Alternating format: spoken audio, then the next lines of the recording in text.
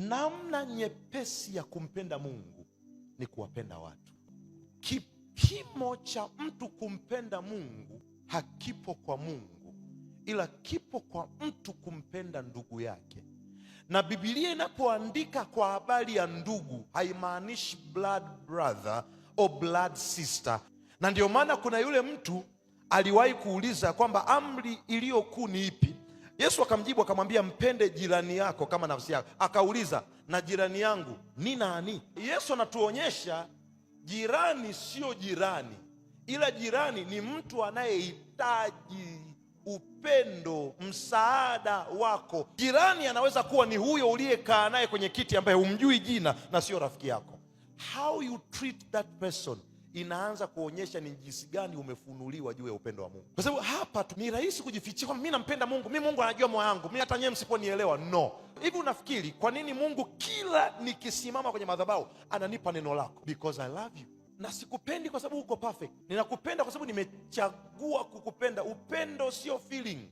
Upendo ni uchaguzi. Kuna kiumbe uliwahi kukipenda na kile kiumbe kikapotea, na ule upendo ukapotea na kile kiumbe kilipopotea. So it has to tell you, yoyote unayespendi naye muda utampenda. Kwa hiyo kama hiyo inawezekana, you may choose to love.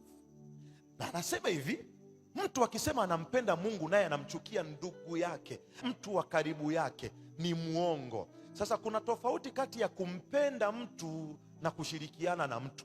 Biblia haijamaanisha kila unayempenda ushirikiane naye. Kwa hiyo kuna watu utawapenda, ila utawapenda kwa mbali. Kwa sababu sitaki kukurudisha kwenye aliyokukuta. Umempenda mtu vizuri, amekudhulumu. Kwa sababu Biblia inasema nikupende, unamkopesha tena. Upendo na ushirikiano ni vitu viwili tofauti. Unaweza ukampenda mtu kwa karibu na ukachagua kumpenda mtu kwa mbali.